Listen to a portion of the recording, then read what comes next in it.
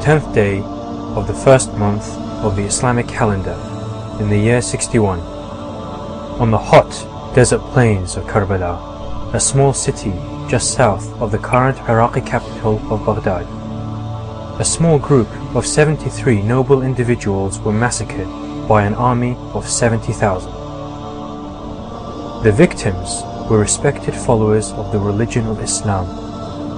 The perpetrators, led by Yazid, son of Muawiyah, claimed to follow that very same religion. The leader of the small group of men, women and children was the grandson of the Prophet Muhammad, Hussein, son of Ali. Only 50 years had passed since the death of the last messenger of God, and yet already the Islamic nation, the Ummah, was in turmoil. The events that led to the tragedies in Karbala, however, did not begin with the reign of Yazid as the Caliph, the leader of the Ummah. They began to unfold in the last moments of Muhammad's life.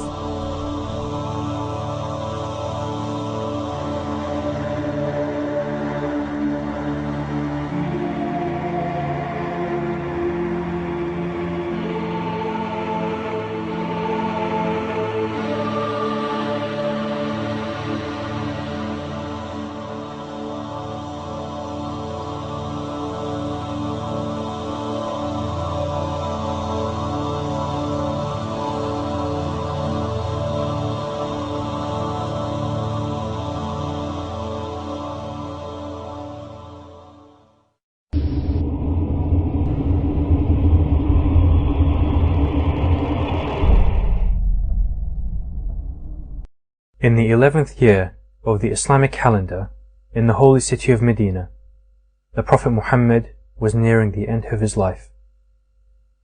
The members of his household and close companions, who had stood by him in times of both ease and difficulty, remained near his bedside until he left this world. On news of his death, while some mourned and grieved the loss of their beloved, others were preoccupied in a conspiracy to obtain power for themselves. You would imagine that this person, being on his deathbed, having warned the people on so many different occasions of his impending passing away, you would imagine that there would be a very large crowd of people surrounding him, attending to his every wish and his every request, basically praying for his quick recovery. And yet, when you look at historical accounts, you see a very different picture. Whilst those who had heeded the Prophet's calls and already given their allegiances to Ali were busy burying Muhammad, a secret meeting was being held between several tribal leaders in a small hut or saqifa in an attempt to secure the future leadership of the Ummah. These leaders all sought to grasp the rulership of the Islamic nation, in turn ensuring that only they were the sole beneficiaries of power. Initially what happened was there was a conspiracy to conceal the Prophet's death. There were calls made that anyone claiming that the Prophet has died will be beheaded. In other words, the idea was to contain the situation, control the emotional outpour that would inevitably ensue after the Prophet's martyrdom or passing away, and the idea was to contain all of that until some sort of an interim government was in place. It wasn't a democratic process. It wasn't a lobbying process taking place. It was essentially a bunch of people fighting one another over the opportunity to fill that void. Those who remained loyal and thought that we have already paid allegiance to Ali. How could we discuss our thing and try to rethink about it? And they refused to pay allegiance to, or to even take part in this sort of discussion. Upon hearing of the meeting that took place at Saqifa, Ali and his loyal supporters gathered at his house to discuss the situation at hand. The tribal leaders, who had by now chosen Abu Bakr as the new Caliph of Islam, took it upon themselves to obtain Ali's allegiance, if necessary, by force. there was an ambush that took place against the house of Imam Ali.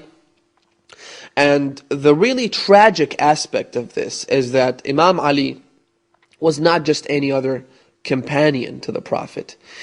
He was not just the closest friend to the Prophet. He was not just the one who was raised by the Prophet himself. He grew up in the house of the Prophet of Islam. The Prophet was his caretaker. But not only was he that close to the Prophet, he was also the husband of the Prophet's only daughter, the chief and the mistress of the women of the world, Lady Fatima, may Allah's peace and blessings be upon her.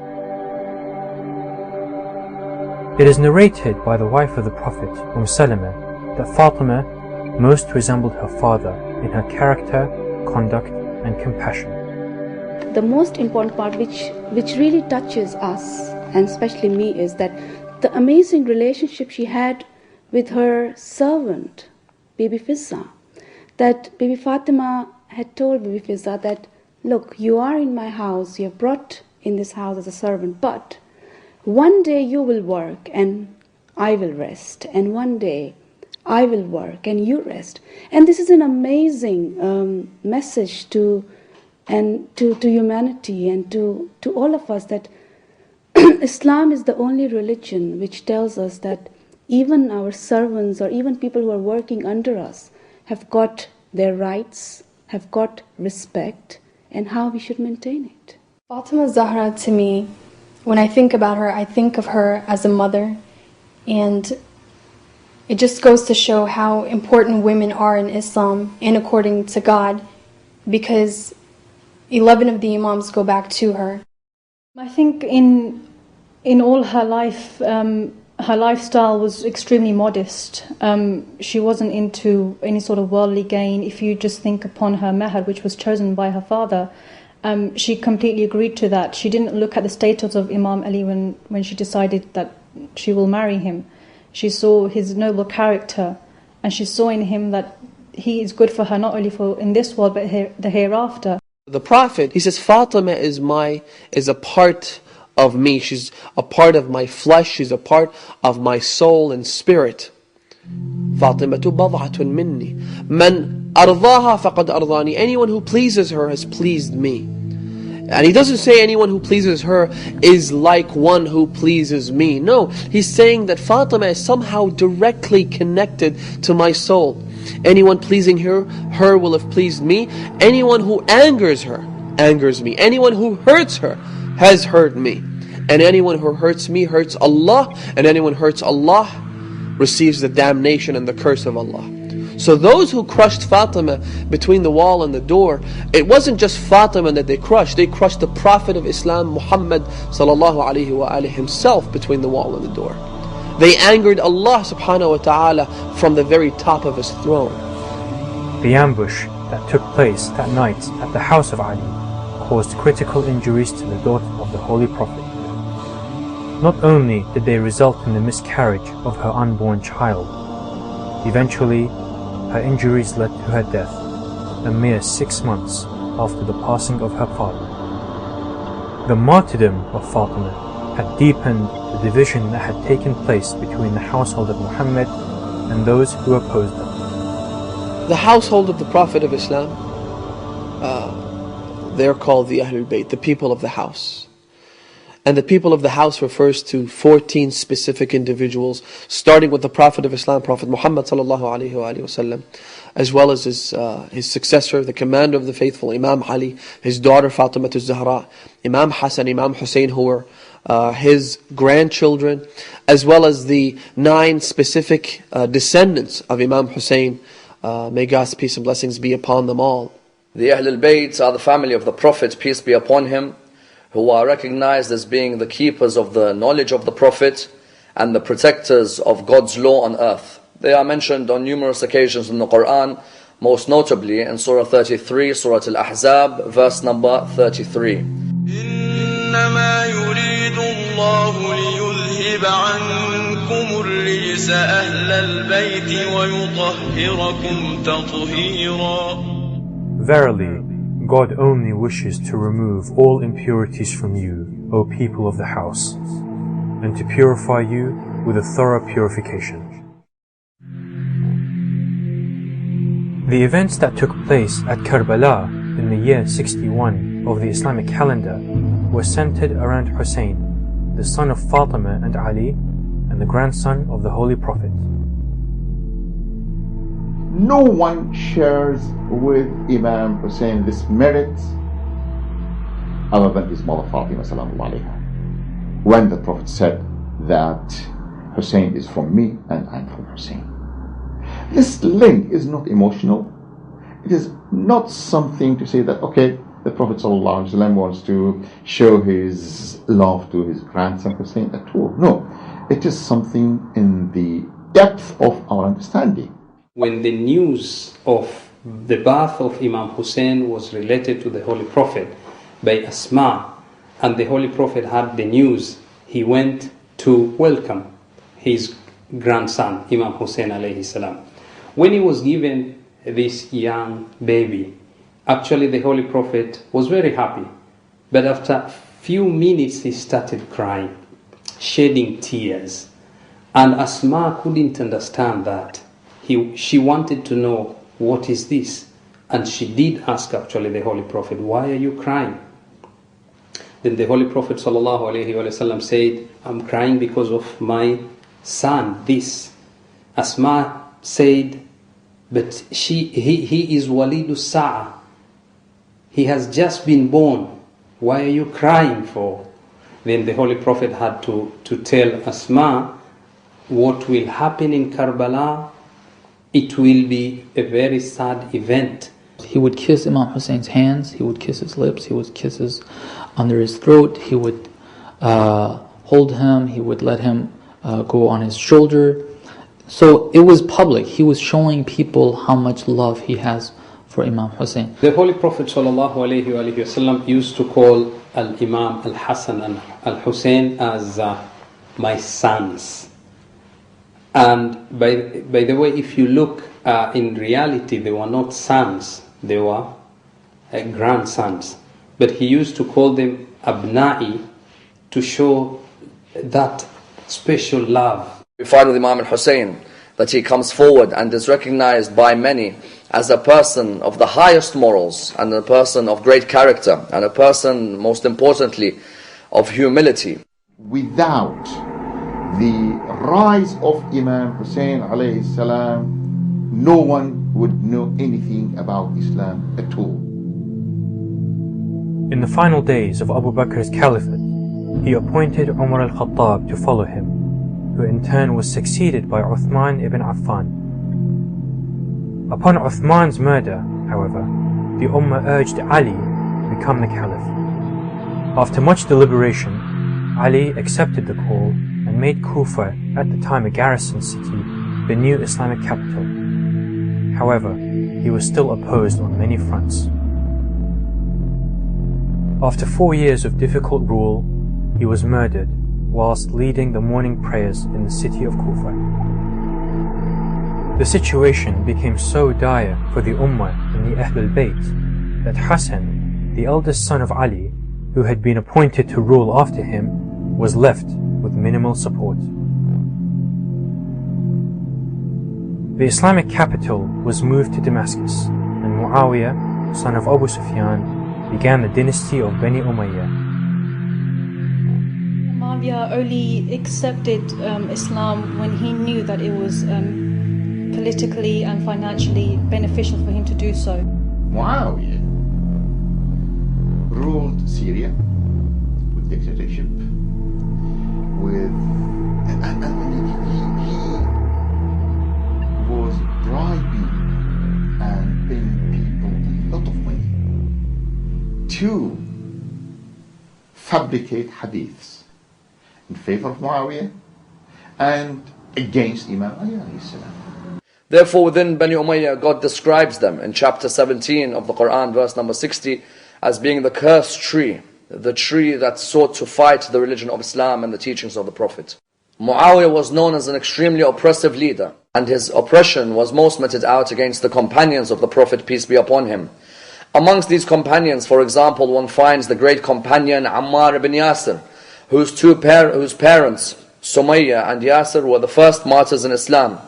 When we look at Ammar bin Yasir, the Prophet used to say, Ammar taqtiluka al-fi'at al-baghiya. Ammar, you will be killed by infidels. And who was it that killed Ammar bin Yasir? Ammar was killed in the battle of Siffin by the army of Muawiyah. By this time, the condition of the Islamic Ummah had reached an unbearable state. Corruption was rife amongst those with power, and the Bani Umayyah had wreaked havoc across the Muslim lands. When Yazid came to power, one of his first objectives was to gain the allegiance of Hussein, son of Ali, as his support would provide legitimacy to Yazid's otherwise illegitimate rule. Hussein, who had inherited the qualities of his father and grandfather before him, refused the request, and in doing so, put himself at risk of persecution from the Caliph. Yazid was the son of Muawiyah. Muawiyah was the son of Abu Sufyan. Abu Sufyan was the greatest enemy of the Holy Prophet ﷺ. Yazid was known to everybody as an arrogant young person that takes pleasure in anything that he likes.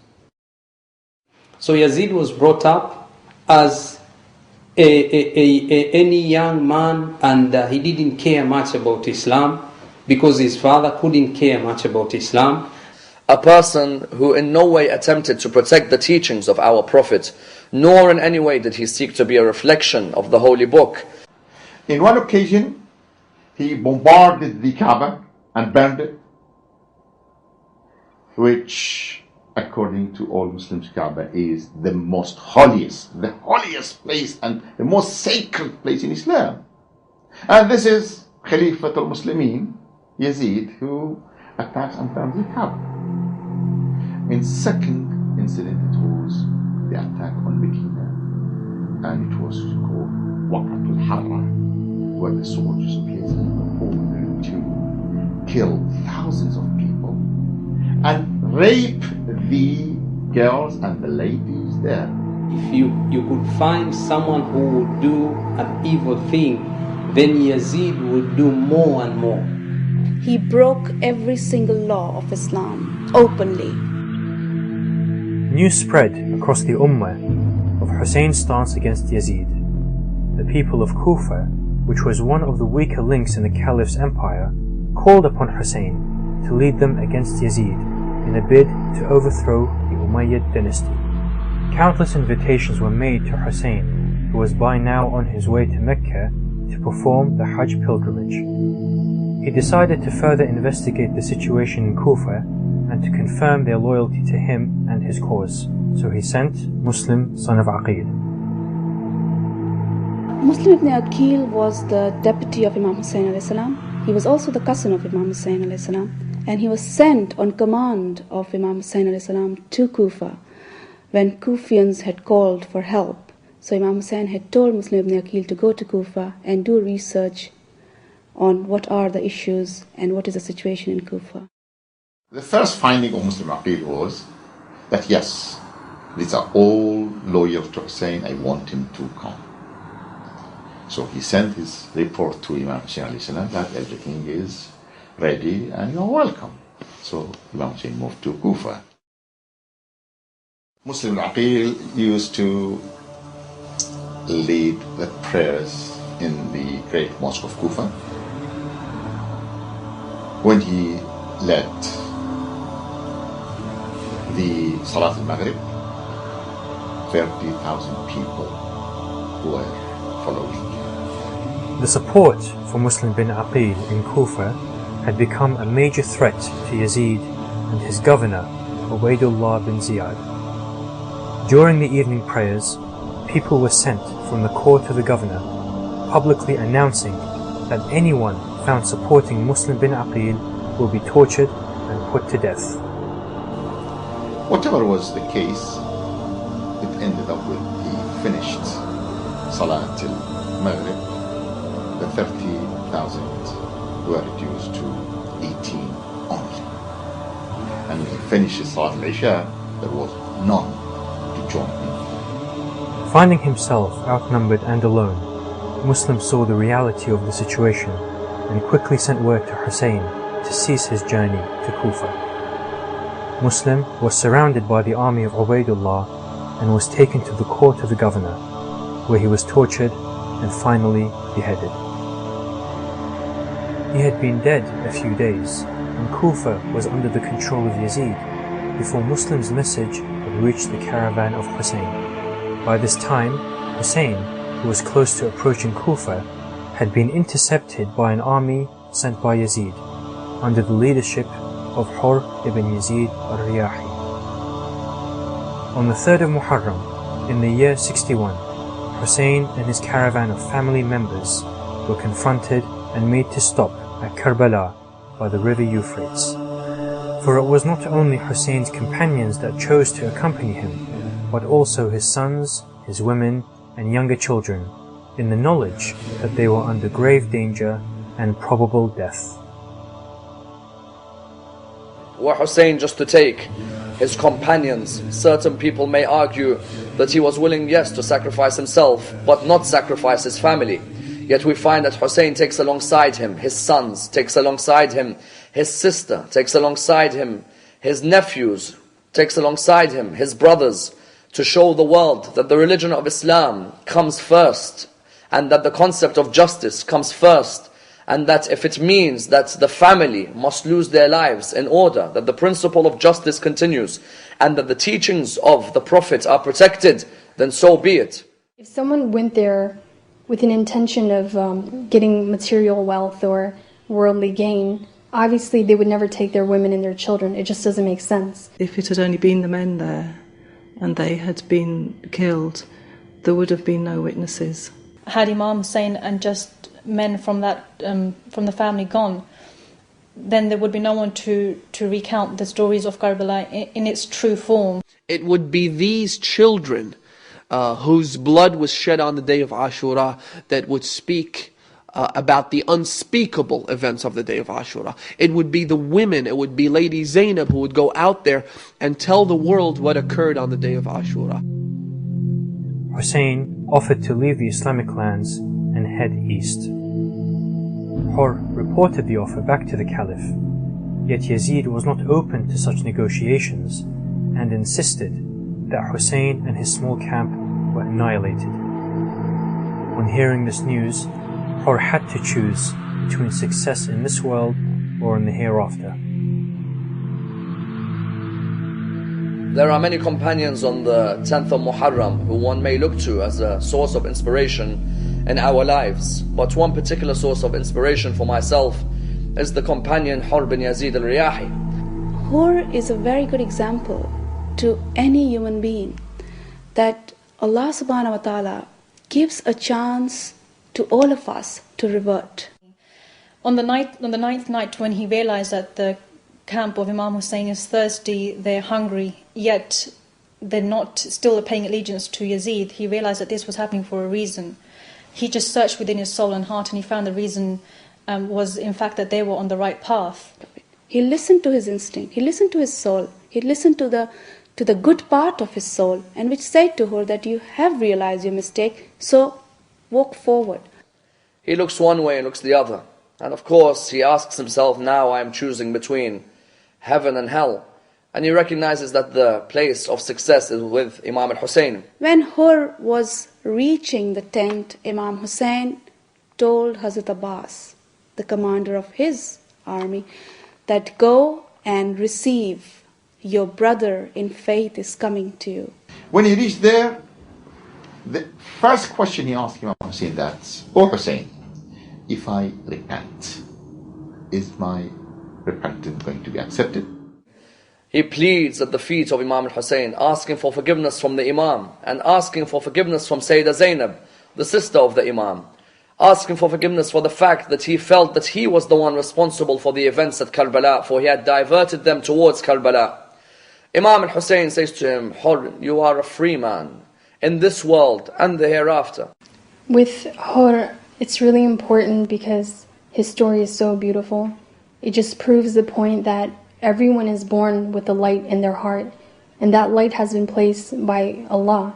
Hur's most important feature that we can take into our lives as Muslims is the fact that a person, the door of repentance is open for him at every stage in his life. On the night before the 10th of Muharram, across the plains of Karbala, preparations had begun for the following morning. It was now inevitable that there would be a battle. The camp of Hussein, quiet in prayers, came to realize that this would be their last night together. The night before was a big night. Lady Zainab is quoted as going up to her brother and saying to him, do you have complete trust in your companions? Can you basically rely on them to protect you and to protect us tomorrow? Because tomorrow is a big day. Do you have that level of trust in your companions? The traditions tell us that one of the companions who was basically guarding the tent in which Imam Hussein and his sister Zainab were speaking to one another, he overheard the conversation between the brother and the sister.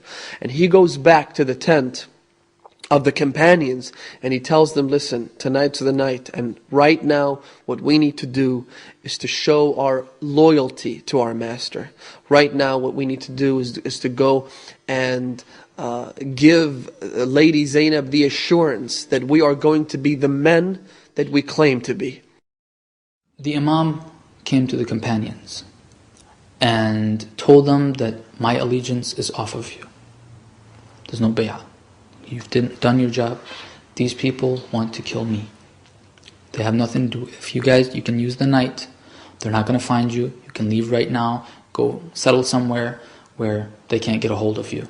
They come out of their tents like roaring lions, with chivalry, with courage, with such a great amount of conviction and strong and solid faith in their hearts that can only be possessed by a person who has witnessed his position in paradise.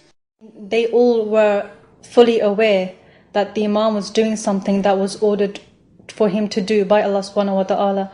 Imam Hussein alayhi salam said, I have never seen and I don't know the companions of anyone who are better than you, my companions. You could just imagine 73 of the most noble men history has ever witnessed. Amongst the companions was one who was recognized as being a person who hardly smiled in his life. They came to him on the 10th of Muharram. They asked him, how comes now you smile, whereas the rest of your life you were hardly ever seen smiling? He says, my life has been a struggle, but now the struggle is complete with Hussein ibn Ali. Anyone who dies without knowing his Imam of his time will die like a Jahil. His death will be like a death of anyone who has passed in Jahiliyyah, in ignorance age.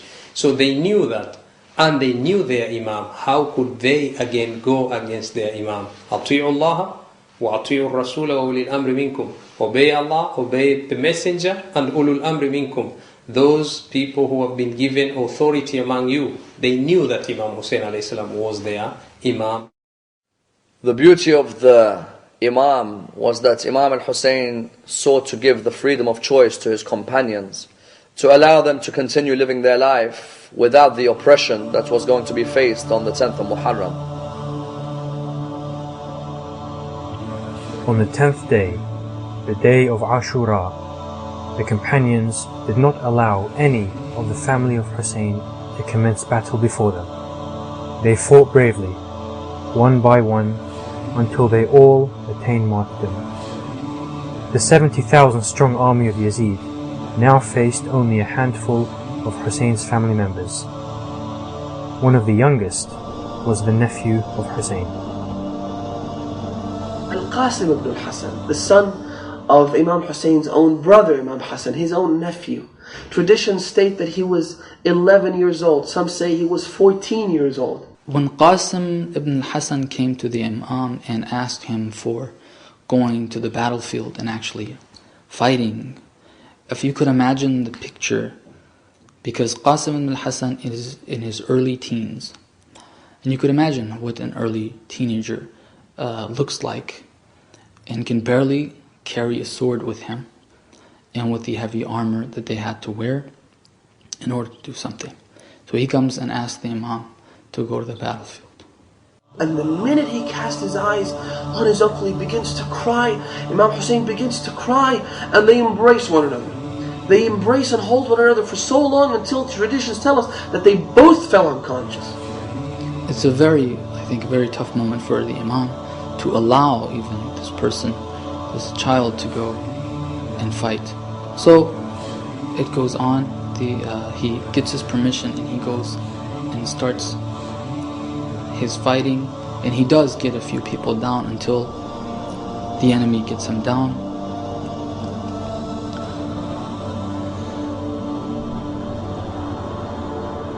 And of course he calls for his uncle to come on him.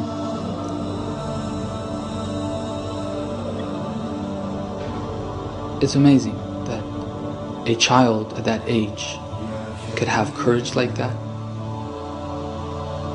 can actually go out there with 40, 50-year-old men, younger, older than that, and say, I am Qasim ibn al-Hasan, which they betrayed.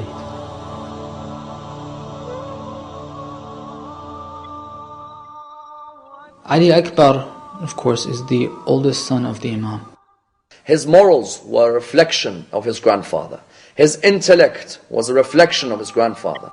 Ali Akbar used to always insist, even as a young man, he used to say, allow the poor to come and eat from my hands. Yet what type of generosity did he face on the 10th of Muharram? After the companions had all gone and fought their battles and became shaheed, Ali Akbar was the first to go and ask permission to go and fight. So no one would think that the Imam or the children of Imam think themselves as higher than the rest. He comes to his father to seek permission for him to leave. You see, with all the other family members of Imam Hussein, his nephews, his brothers, his cousins, with all of them, the case was that Imam Hussein would not grant them permission at the first instance. They would come back, they would plead with him, they would beg him, and only then would the Imam give them permission. The only exception was that when Imam Hussein saw his own son Ali al-Akbar come into the tent and he asked him for permission, the traditions say that Imam Hussein gave him the permission instantly. He didn't wait for him to plead. He didn't wait for him to beseech the Imam for permission. He gave him the permission straight away. It's his own son, and the Imam is there in order to offer a sacrifice.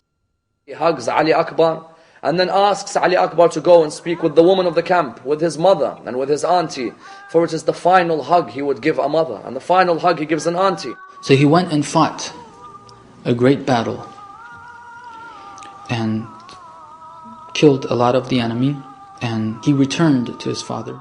And he tells his father again, he says, the heat of Karbala is killing me. What words does his father have to offer as consolation, apart from saying to his son that, my son, within a few moments your grandfather will give you water from the pool of Kawthar. He said his farewells to his father again and went and fought. And it's been said in history that he was hit one of the most. There were a lot of people fought in that battle, but some of them were hit the worst and mutilated. The history says that they say about him, he says, قَطَّعُوهُ عِرْبًا عِرْبًا.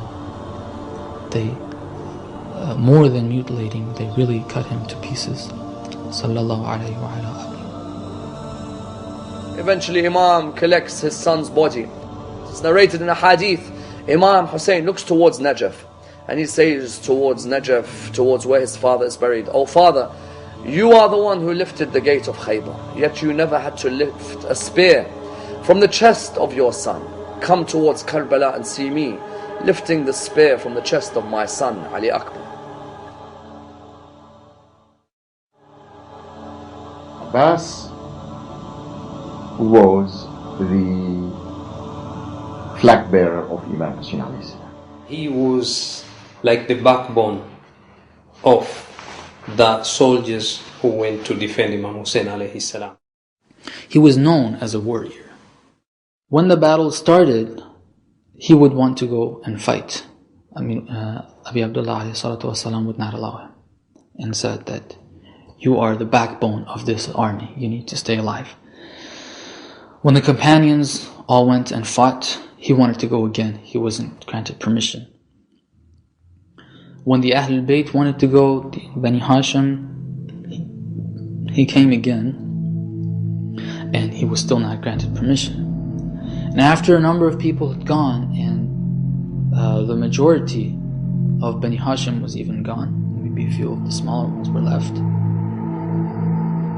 Abbas came again and asked for permission. He was not granted. The Imam kept saying, no, how could I let you go when you are the bearer of my standard? How could I let you go when you are the chief of my forces? How could I let you go when you are the one holding my flag? You represent the hopes of all the family members. You represent the hopes and aspirations of all my daughters and the women and the children. How could I ever let you go? How could my tongue ever give you permission to leave? The day of Ashura, they had not had any water. That hot day, it was a summer day in Karbala, very hot, and it's very dry too. Abu Fadl al-Abbas hears the pangs of thirst of the children around him. Amongst those children is his niece Sukaina, who pleads for water. These children have not had water, so they're starting to have their cries. They've been having them since maybe early noon, and this is continued until late afternoon. So they come to Abbas and ask, "Uncle, we want water," and they're crying to him. So when he came to the Imam and asked again to go to battle, the Imam saw these children crying. He said, "You can go and get them some water." Now the Imam, remember, gave him a specific mission. He didn't ask him to go and fight the enemy forces. He didn't ask him to go and defend Imam Hussein's life. He said, if you have to go and get some water. Abbas comes forward. He tells Sukaina, "I will go now and I will bring you the water." He goes towards the Euphrates. Abu al-Fadl Abbas wasn't out there to fight. He was out there with a mission, and the mission was to bring back some water. He goes to the battlefield. He pushes away a huge cavalry of the enemy forces from the water, from the river Euphrates. They realized that they can't get him. So what they decided was that they were going to wait for him to come back. In the meantime, go and hide between the trees, behind the trees. So when he comes, they can take him by surprise instead of coming in front and start fighting him. When he approaches the water, he enters the cool waters of the Euphrates. No one would have blamed Al-Abbas centuries later when we recall and recount his story. No one would have blamed him. No one would have said, why did Abu al-Fadl al-Abbas drink from the water? No one would have said Abu al-Fadl al-Abbas should have waited until his brother had a drink before he did. No one would have said that. When Hazrat Abbas took water with his hands, he wanted to taste the water. Then he remembered Sakina. He remembered the children who were with Imam Hussein alayhi salam. He threw the water. He recognizes there are children who are thirsty. He recognizes there is a leader who is thirsty. He recognizes there is a sister who is thirsty. The most magnificent act of sacrifice and selflessness was displayed at that moment on the day of Ashura. History has never witnessed a moment of selflessness as that displayed and expressed by Al-Abbas on that day. When he was coming back, carrying the water, the enemies were here, ready to attack him. He chose the shorter distance, which was through the trees, the date trees. But then came the enemy and they cut his right hand. So he puts the container into his left arm. Another person from the left comes and takes that arm out too. But he is fighting his way to get to the camps and do what Imam Hussein asked him to do, which is to get the water to the children. So he puts it in his mouth, which is the last option that he has to hold. And he's continuing his way towards the camp. And one of the enemy realizes his plans, and he shoots an arrow into the container, the water starts spilling. Abu al-Fadl al-Abbas is lost hope of going towards the camps. Some history books say that he changed his path. Along the way, he is showered with arrows. All was in his mind is his Imam, as well as the children who are waiting for the water. He can hear Sukaina's words. He can hear Sukaina's cries. He can hear the cries of the other children. He was not going to face the children. Because he had promised them water. He was not going to go back without water. And at the same time, someone from the back hit him on the back of his head. Abbas fell first onto his face to the ground before he let the standard fall. Because, as we said, the standard represented all the hopes and aspirations that the women and the children and Imam Hussein held on that day. He fell to the ground and he started calling for his brother. He said, Ya akha, adrik akhak.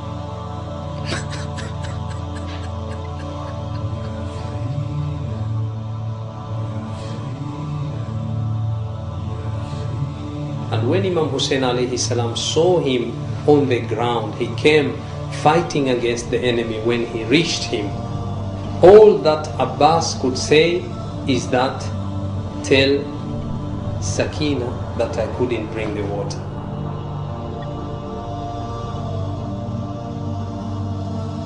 When he passed away, you could see that Imam Hussein alayhi salam felt the pain, and that at that time he said, really, my backbone has been broken when he saw that Hazrat Abbas has been killed.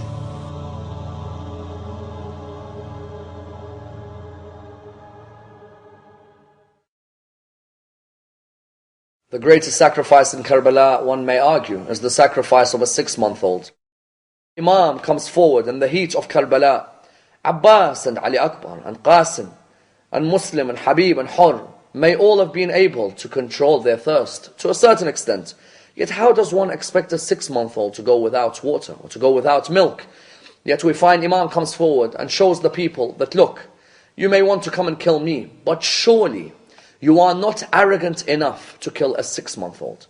I may want to protect the message of my Prophet, but the 6-month-old is coming forward just looking for a drink of water.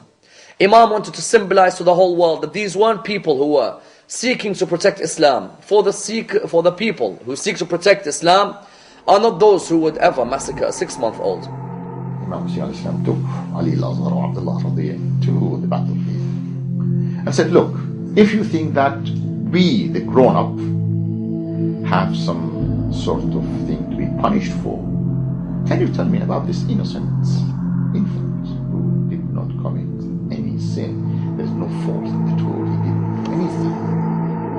Hussein says, if you think I will drink of the water, I will put Ali Asghar on the sands, these hot sands of Karbala, and then you give him the water.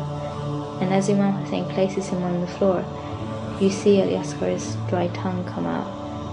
And this pulls the hearts of some of the people in the opposition. In an act of pure evil, Umar ibn Sa'ad, the general of Yazid's army at Karbala, gave orders to his main archer, Harmala, to strike the 6-month-old son of Hussein, Ali Asghar. The irony being, the arrow used to pierce the neck of the infant was one that was more commonly used to kill wild beasts.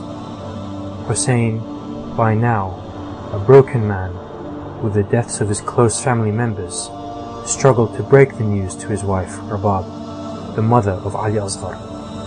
He walked back and forth from the tent of Rabab, calling out, Inna lillah wa inna ilayhi raji'un. Surely we are from God, and to Him we shall return. He does this on 7 occasions. The people ask, why do you do this? He replies by stating, I do not know how to tell a mother that her 6-month-old has a neck which is completely pierced. Imam had allowed men who were able to control their thirst to go before Ali Asghar. Yet he wanted to show the world that even a 6-month-old is a symbol for justice. A 6-month-old is a symbol of sacrifice. This was the martyrdom of the last soldier. account of Imam Hussein alayhi salam.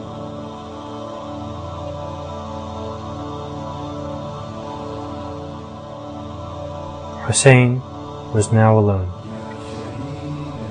His companions had been killed. Abbas, his backbone, had been killed. His nephew Qasim had been killed. His son Ali Akbar had been killed. And now his youngest son Ali Asghar had been killed. The following is a brief account of the last tragic moments of Hussein's life.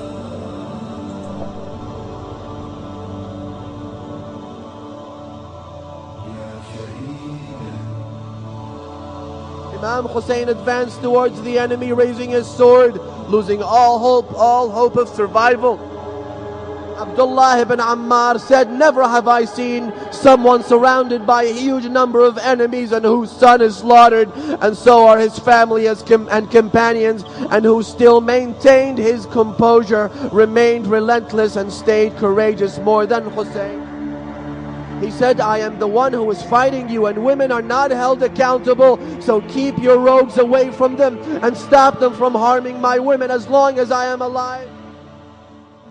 Then he bade his family farewell for the second time, ordering them to be patient. He put on the outer mantles as he said, "Get ready for affliction, get ready for tribulation, and be advised that Allah Almighty shall protect and safeguard you." The ladies who were raised in the lap of prophethood saw them, the pillar of their security, the bulwark of their protection, the defender of their prestige, and the symbol of their honor, telling them of a departure from which he would never return. As for the wise lady of Bani Hashim, namely Zainab al-Kubra, she saw all of that. We see how the secure niche of the religion was about to be dislocated, the rope of prophethood to be cut off, the lantern of the Sharia to be put out. As Imam Hussein was about to leave for the battlefield, he heard a cry from behind calling out, "Ah, mahlan mahla, ya ibn al-Zahra." Wait for a moment, O son of Fatima. This is your sister Zainab. Imam Hussein stopped. His sister Zainab approached him. She said to him, "Ya Aba Abdullah, our mother Fatima instructed me to do something on this day and in this moment. She wanted me to kiss you on the forehead and on your throat." Imam al-Hussein came down. She kissed him on the forehead. She kissed him on the throat. The forehead would be the target of the stone on that day, and the throat would be severed with the dagger. Hussein attacked the enemy like an angry lion. Anyone who could catch up with him, he stabbed with his sword and killed as he was receiving the arrows from all directions, bracing them with his chest and with his neck. Having become too feeble to fight, he stood to rest. It was then that a man threw a stone at him, hitting his forehead and causing his blood to run down his face. He took his shirt to wipe his blood from his eyes, just as another man shot him with a three-pronged arrow, which pierced his chest and settled in his heart. He instantly said, "In the name of Allah, Bismillah, wa billah, wa fi sabilillah, wa ala millati Rasulillah." And on the creed of the Messenger of Allah, raising his head to the heavens, he said, "O Lord, you know that they are killing a man besides whom there is no other son of your Prophet's daughter." As soon as he took the arrow out of his back, blood gushed forth, rubbed it on his face and beard as he said, "Thus shall I appear when I meet my Lord and my grandfather, the Messenger of Allah, drenched in my blood. It is then that I shall say, 'O grandfather, so and so killed me.'" The enemies of Allah waited for a short while, then returned to Imam Hussein when they surrounded him as he sat on the ground, unable to stand. Then Umar ibn Sa'd looked at the Imam, and then he said to his soldiers, "Arihuh, kill him, relieve him of this pain." No one could do it. They just struck him one after the other. They kept blowing the strikes of the sword at him one after the other. No one could dare kill the Imam. They all relied on one another. Imam Hussein was now waiting only for his death. Imam Hussein was going to die from the bleeding anyway. And yet Shimr came close to him. Shimr says, I could see and I could hear the children screaming, don't do that! Don't sever our father's head! I could hear Zainab shouting, don't kill my brother! I could see Zainab crying and saying, leave my brother alone.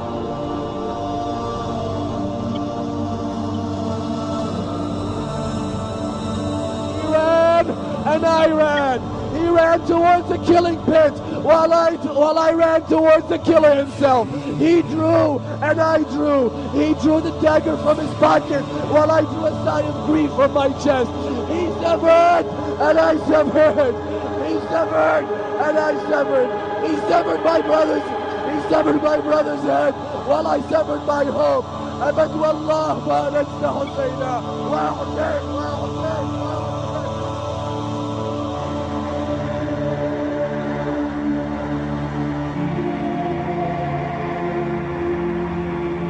After Hussein had been slaughtered on the desert plains of Karbala, the women and children of his camp were left, defenseless.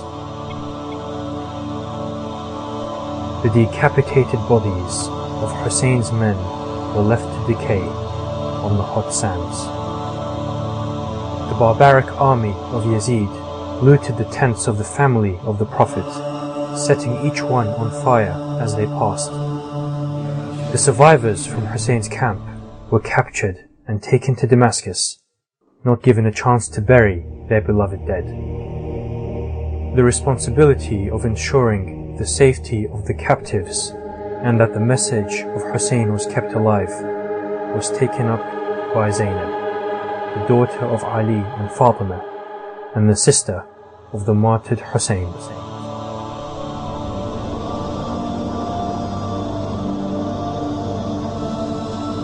The relevance of Imam al-Hussein's sacrifice and the sacrifice of his family and his companions highlights, number one, Islam's constant spread of the concept of justice. Number two, it highlights the importance of sacrifice towards the message of Islam. Number three, it highlights the propagation of the message of Islam. Number four, it highlights for us that continuously in our life we must persevere in order to ensure that the human being is able to achieve freedom of thought and freedom of expression in society. Imam Hussein alayhi salam showed us that even if it will be for you to be killed, for you to be sacrificed for the sake of Allah subhanahu wa ta'ala, in order for you to protect the religion of Islam, do it so. And he did it with his action, not with his words. When we talk about justice and we talk about humanity, the name of Hussein comes synonym to that. Imam Hussein alayhi salam, yes, he was martyred in Karbala. He was his family members, his companions were killed, but these people were killed physically. Spiritually, they are alive. The call of Imam al-Hussein, Hal min Nasr yansuruna, is there anyone out there to help us? Is there a helper to come towards us? This call was a message for the opposition on the 10th of Muharram, but was also a call towards us today. In each of our lives, we must ask ourselves, are we helping the message of Imam al-Hussein? Are we spreading it towards Muslims and non-Muslims alike? Are we writing about this message? Karbala showed us that what we can learn from it is that we have to distinguish between right and wrong. The world seeks to follow such people as role models. Therefore, in the same way we see contemporary figures who have stood up for justice, Hussein ibn Ali comes as the highest in this list, as a man who on the battlefield was the bravest, but as a man who off the battlefield was the most generous, and a man who told us that if it means that his life had to be killed, his life had to be ended in order that the light of the candle of Islam continued, then it did not matter. For the light of the candle of freedom and the light of the candle of expression and speech and justice is the light that we must always seek to ensure continues to shine. So it is for us to apply Karbala in our life, and in order for us to live a happy life either here or in the next world, inshallah.